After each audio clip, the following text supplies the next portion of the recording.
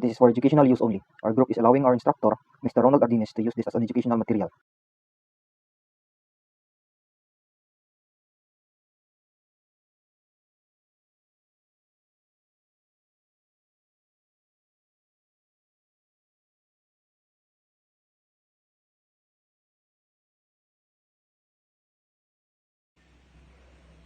Demography. So when we say global demography, it is a study of human population, their structure and changes through birth, death, and migration, and their relationship with the natural environment and with social economic change. Demographic indicators could include population size, population growth rate, growth birth rate, growth death rate, total fertility rate, life expectancy, and infant mortality. As well, it would include estimated and projected gender and age distribution according to high, medium, low, and constant fertility variance. In short, demographic changes affect all areas of human activity: economic, social, cultural, and even the political activities. Birth, deaths, and migration, they are the factors producing population equity or change. So, population growth between developed and developing countries reflects the existence of considerably heterogeneity in birth, death, and migration processes, both over time and across national population, crisis, and ethnic group. The disparity has coincided with a change in age group composition population. So, and relationship of globalization and population. Globalization affect population in several ways, like in technological advancement that drastically changed global populations in terms of fertility rate and life expectancy. Migration also spread diseases like HIV and now COVID. So, okay. World demographic profile as of 2022. So, world population as of now is 7,953,952,576 people. So, we're a lot now. So, the top 5 most populous country in the world. So, first we have China, which has they have 1.45 trillion people.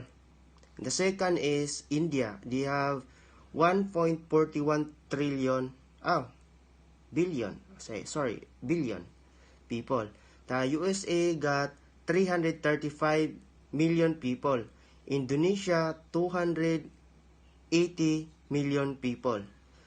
And then the Pakistan is the fifth. They have 231 million people. And our country, the Philippines, as it is in top 15, which has 115.6 million people. The Philippines birth per day is 1,369 birth per day, and the deaths per day is 353 people. Migration per day is 38. So, two factors that decrease populations are death and migration, and the two factors that leads to increase our populations are births and migration.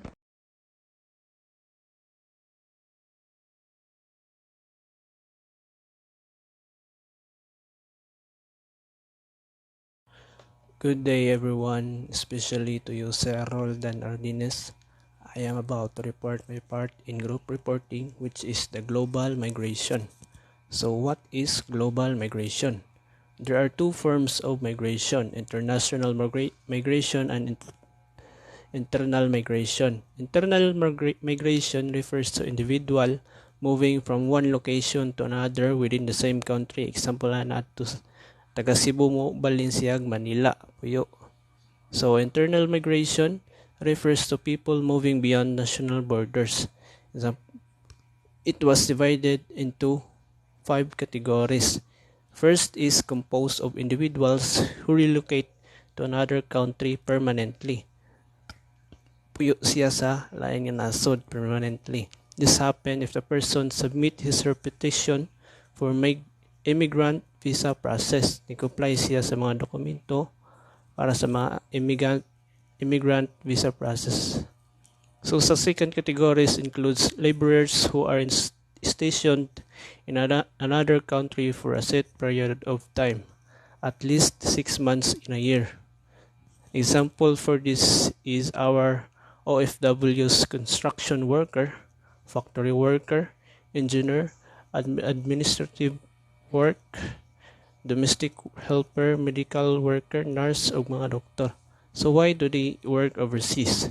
In order to earn a sustainable income, condition that difficult or inadequate in our own country, and they have a better career opportunities and prospect as the number one reason they are considering working abroad.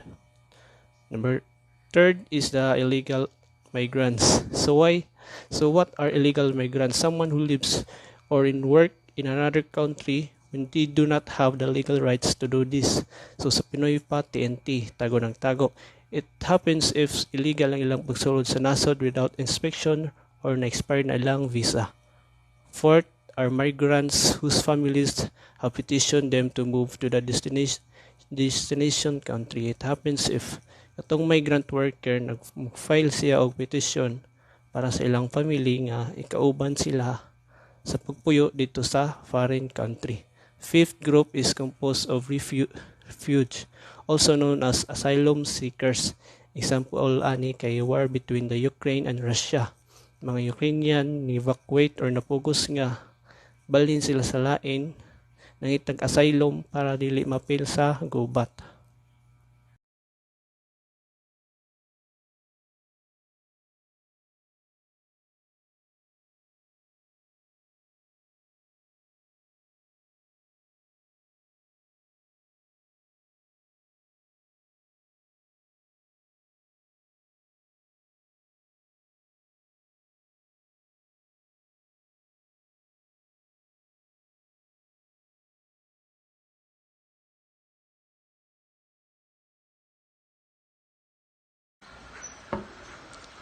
What is global citizenship? Global citizenship is how we talk about the social, environmental, and economic actions of people and communities who know that every person is a citizen of the world. It is about how decisions in one part of the planet can affect people living in a different part of it, and about how we all share a common humanity and are of equal worth. It means being open to engaging positively with other identities and cultures and being able to recognize and challenge stereotypes. It is also about how we use and share the Earth's resources fairly and uphold the human rights of all. So, what does it mean to be a global citizen? A global citizen is someone who is aware of and understands the wider world and their place in it. They are a citizen of the world. They take an active role in their community and work with others to make our planet more peaceful, sustainable, and fairer.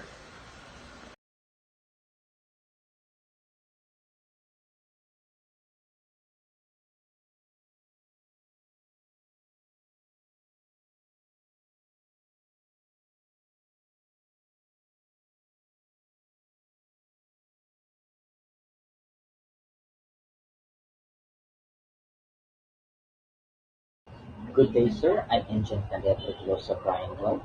This report is about the global village theory coined by Marshall McLuhan in the early 1960s. Marshall McLuhan was a Canadian philosopher who studied media theory. McLuhan believed that the world was entering a fourth age he called the electronic age, where people everywhere will be able to discover and experience the same information through the use of technological tools. His studies on strengths, technology, and their effect on human communication helped him develop his hypothesis about the future and how innovation such as coming internet would impact individuals and culture as a whole. The global village definition implies that even when people are not physically close, they can still connect, share experience, and access the same information through technologies such as social media. Through these platforms, people can express themselves and make an impact on any part of the world. The internet has also made it easy for real-time communication. It has also enabled people to interact with one another, inform others, share their views, and even form social groups with people far away from them. This interconnectedness through technology is a major characteristic of a global village. Enter the internet, McLuhan's once predicted global village, a tool that connects almost everyone everywhere with a few clicks of a mouse. For example, we can experience what is happening on the other side of the world by simply uh, finding the right website. We can read about a culture we've never experienced firsthand. We can even view never before seen photos and videos of Aboriginal people and unusual wildlife thousands of miles away.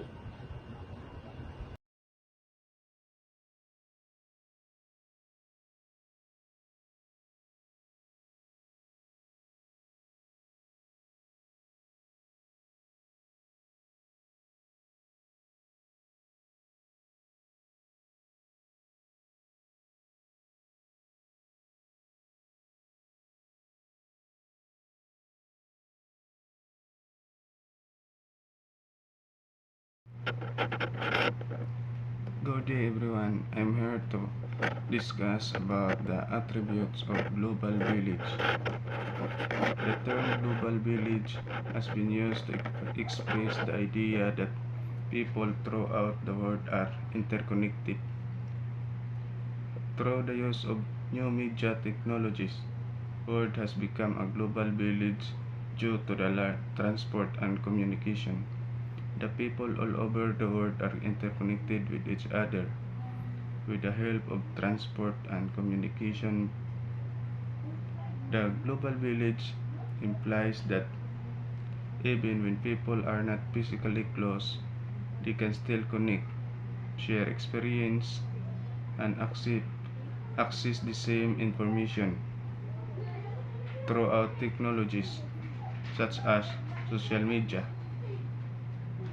Through these platforms, people can express themselves and make an impact on any part of the world. The process of interconnection between the people all over the world or globe is called globalization. The process of globalization started in 1960s. This process helped in developing the world on the basis of economy, politically and socially. The attributes of global village is interconnectedness, togetherness, job opportunities, business opportunities, diversity, cultural awareness, shared knowledge, and process. That's all.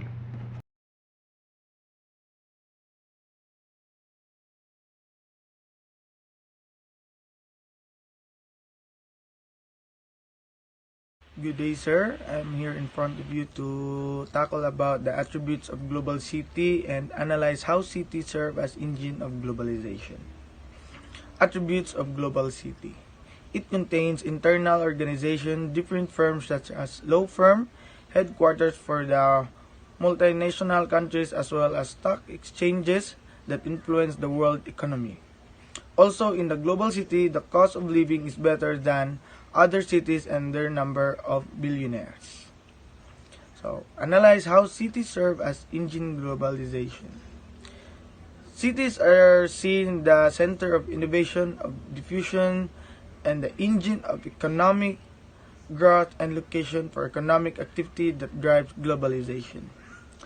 Cities are treated as local through which our globalization, economic culture, political, and social are produced and reproduced in Taylor in 2005. So these are the example of analyze how cities serve as engine of globalization. Example: to some countries like London, New York City, Paris, and Tokyo have been traditionally considered the big four world cities. That coincidentally, they also serve as a symbol of global capitalism in the world because they grow their country bigger and more and more.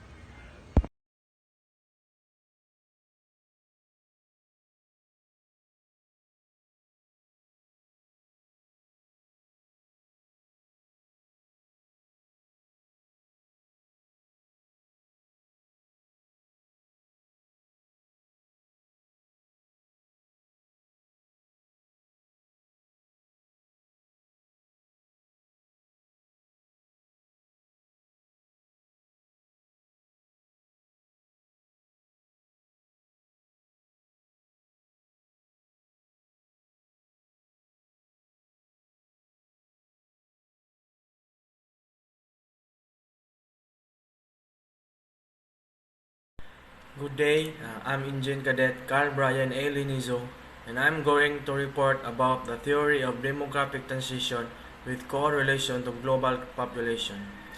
So, the demographic transition in birth and death rates has therefore led to a demographic transition in long-term care.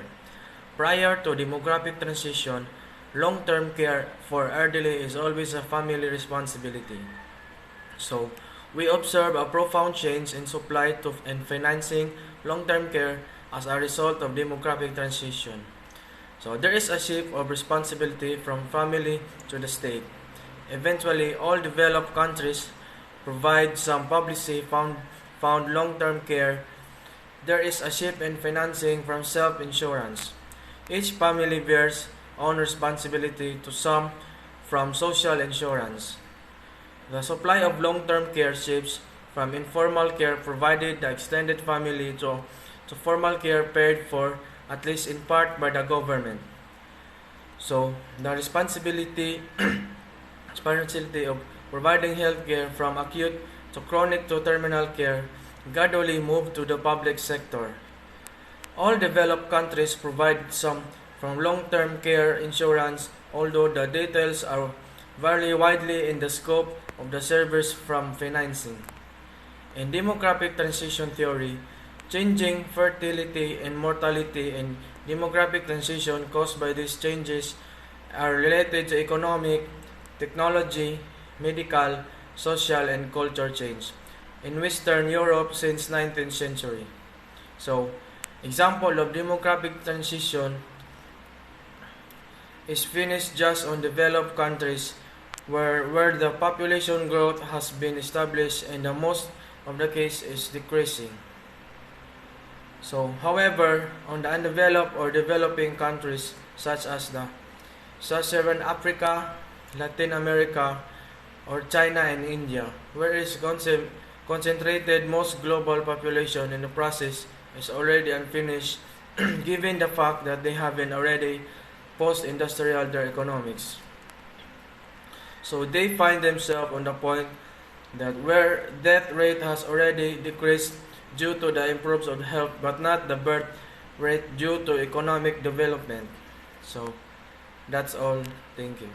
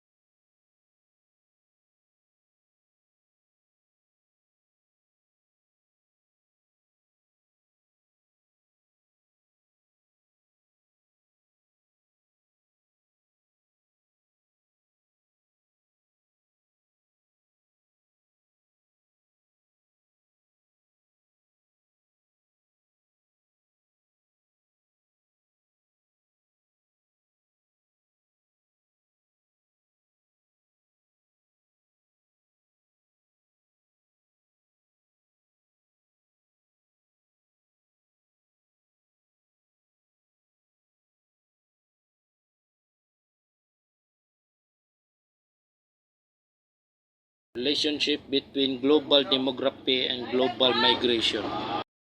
In internal demographic terms, internal migration affects population directly by changing its size, age structure, and directly influencing overall number of structure of births. So, what is global demography? Global demography is a study of the worldwide population rather than the population of a specific country or a city. And what is global migration? Global migration. Global migration is a situation in which people go to live in foreign countries, especially others, to find works. That is the examples of global migration and global demography. That's all. Thank you.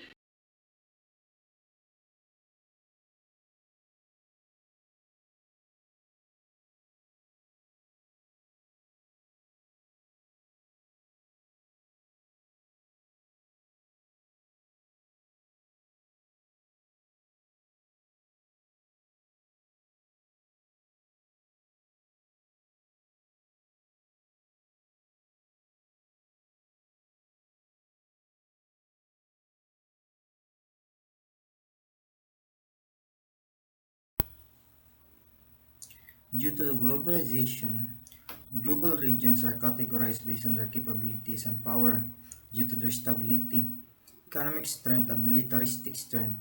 Inequality in a global village cannot be denied due to the rising power and opportunities of global cities for first world countries, while other regions of the world are accessible to those who desire to travel.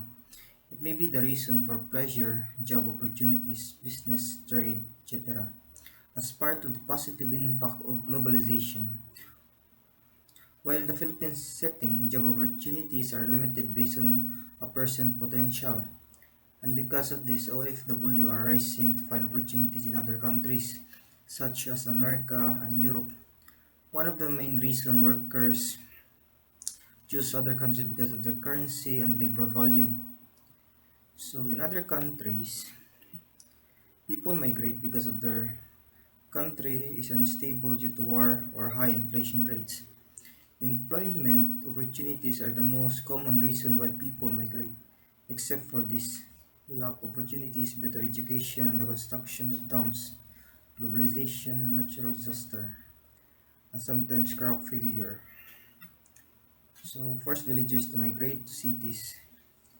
Some people move in search of work, economic opportunities to join family or study. Others move to escape conflict, persecution, terrorism, or human rights violation. Still others move in response to adverse effects of climate change, natural disaster, or other environment factors. Homesick is one of the biggest challenge for an OFW. It is distressing when they miss important events and special occasion and do not see their kids growing up. So communication, jams, and cultural differences. Working in another country, dealing with locals and communicating with them can be exhausting. It may take a while to adjust and adapt, but don't stop learning their language and understanding their culture. There are four lots of way to do it. Given that information is just at the tip of your fingers. There is the financial. Most Filipinos think that working abroad will earn them a lot of money, but sometimes they don't receive the high income that they expected, since they send almost of their income to their families back home. They need to make sacrifices, even neglect their basic needs while living abroad, instead of buying expensive gadgets for family or splurging on a vacation in the Philippines. Remember to set a budget to save money before spending. Maltreatment, another possible risk. We have stories of OFW about how were they maltreated abroad as an OFW. Keep these three things in mind. The location of the Philippine Embassy, the nearest office that oversees that needs Filipino workers abroad. Be aware of Republic Act number 10002, which states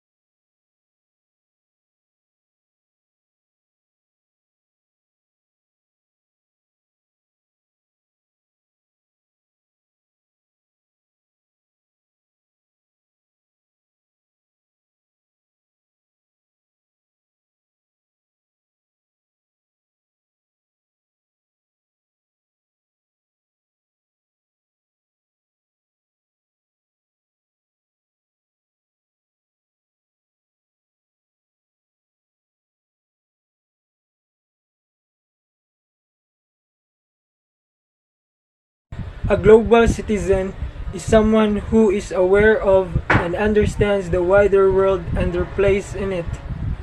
They are a citizen of the world.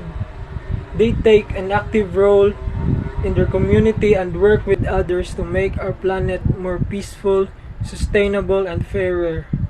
A global citizen is someone who sees themselves as a part of an emerging sustainable world community and whose actions support the values and practices of that community. Many people today identify with being global citizens as more and more aspects of their lives become globalized. Being a global citizen does not mean that you have to give up the other citizenship identities you already have. Your country's citizenship, your allegiance to your local community, religious or ethnic group.